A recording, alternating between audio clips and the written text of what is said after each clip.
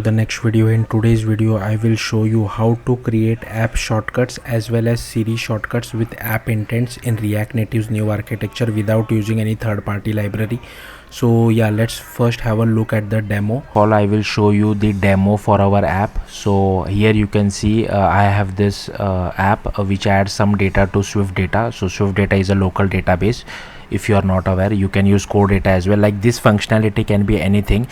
Just for simplicity, I am adding some data to our Swift data database, and Swift data is a local database. And here you can see once the shortcut is called, I am adding this task to our to-do list. So if I click on add to do, so I will just add some task for now, just so that okay, so I have added this task. Now what I will do is I will close this app completely. Okay, I'll go to shortcuts, and here I will click on plus. I'll click on add action. I'll go to apps. I'll select my app. So my app is data infuse. I'll click on add data to Swift data. So this was the action, but you can add any action whatever you want to, and I'll click on done. Now I will just click on add data to data infuse, and here you can see added data to my app. I'll click on done, and if I go back to my app again, here you can see the data was added. So yeah, this is the demo. Let's have a look at the code at the demo first. So here, as you can see, I will add our shortcut to Siri, and what I'm doing in that shortcut is basically adding data to my Swift data database. So it is a Swift data is a local database. So firstly I will add some data to my Swift database manually. So I'll click on continue. I'll add something. Okay, I'll click on OK.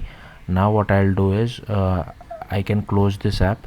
I will go to device, so you can access Siri even on a simulator. So I'll click on Siri, and before telling something to Siri, so these are the phrases which you can say to Siri. So application name is basically whatever your app name is. Okay, so I can say something like log data to data infuse. Data infuse is the name of my app, and first of all Siri will add your shortcut, app shortcut, then only it can do the required operation. So I'll show you.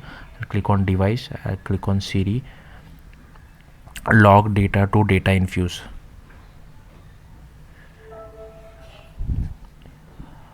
Log data to data infuse Swift data.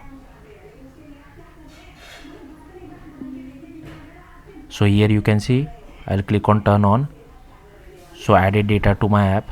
So what I'll do is I'll just remove this completely from background. So here you can see that shortcut was added, and this was the operation, and in this operation I was adding this my shortcut task, because I have hard coded the task name. So let's have a look at the code in more detail. With the code, I have already made a video for Android, like React Native Android, on how to create app shortcut. This will be specifically for iOS. Also we will be making use of turbo native modules, so it's better you keep this documentation handy, because we will be copying a lot of code. So what I have done is that I am using my Swift data example. So for how to integrate Swift data with React Native, I have made a previous video on that. So I will quickly go through that. I won't explain in detail. If you want a detailed explanation, you can watch that video. But so what is Swift data? Swift data is like inserting data inside local database, kind of like SQLite. But instead of inserting data in local database, you can perform any action, like I don't know, creating an alarm, uploading file to your server, using app shortcuts or Siri shortcuts. So that depends on you. Here I have just taken one example of it. So yeah, let's get started. So first you will have to enable the new architecture. So create a React Native app, and then cd to iOS on your terminal for your React Native app, and then run this command. So this will enable the new architecture. Now we will be following a lot of code from this for creating Swift data. So I will quickly go through this, because I have already made a video on Swift data, so won't explain much. So first create a folder called rtn my Swift data. Inside that create package.json file.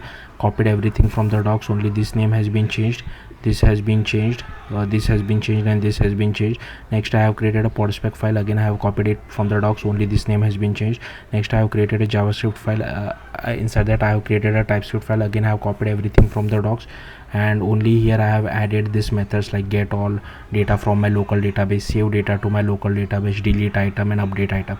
And if you remember from our demo, I am using this save method to save something inside our local database, but if you want you can delete, update, get all, do all kind of stuff.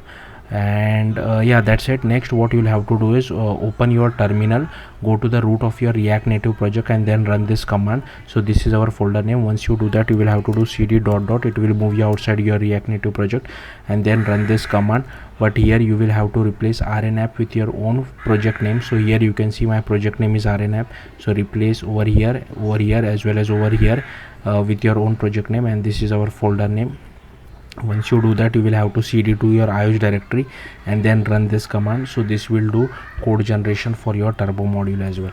Next what you will have to do is you will have to go to iOS folder. Again this is still part of Swift data. I have not come to the app shortcut part.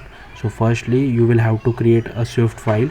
Once you create it, Xcode will ask, do you want to create a bridging header? Click yes. So just create this database service Swift file.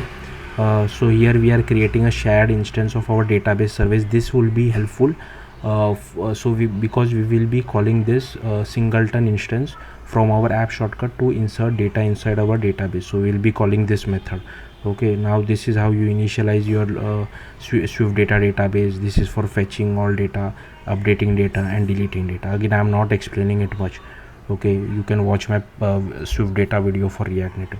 This is for sending data to the React Native side. So create an header file for event emitter, create an Objective-C file for event emitter as well.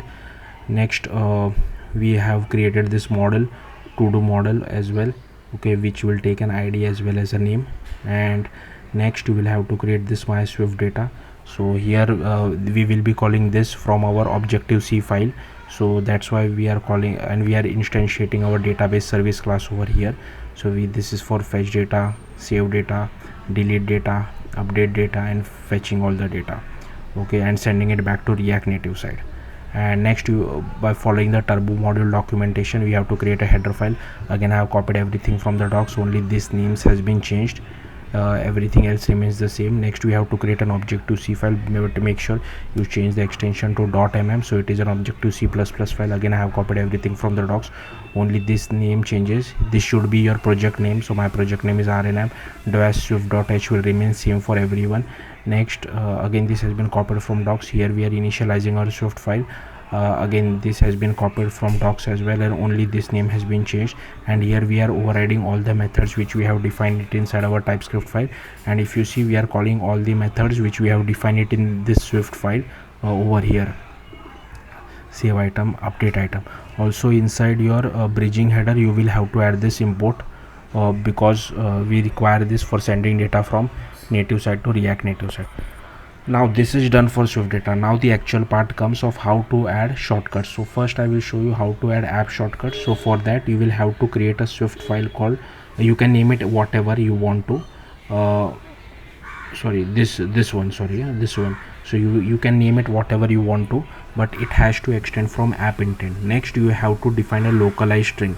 So this will be useful to the user on what exactly the shortcut does. So here you can name it whatever makes sense to you, like upload file to a server, add a to-do task, create an alarm, depends on you. And inside the perform action, you will have to actually do the logic for what this shortcut does. So here I have told you, right, keep this database service class handy. So here we are creating singleton for it. So database service class, and we are calling the save task method, and it will automatically add. So I have hard coded this task name so because there is no input for a shortcut, right? So here I have hard coded just for simplicity sake, and once this is called, it automatically adds this task to our Swift data database. And here this also in the demo you might have seen a dialog pops up once you click on that shortcut, right, added data to my app. But so this is what it is all about. You can change the message if you want to.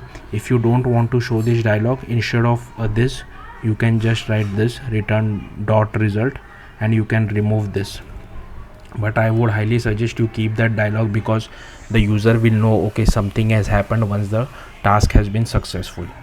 So that's it for app shortcuts. Now coming back to Siri shortcuts. So for Siri shortcuts, you first have to define this as well, okay, because Siri shortcut will indirectly reference this file. So for Siri shortcut, you have to define an app shortcut.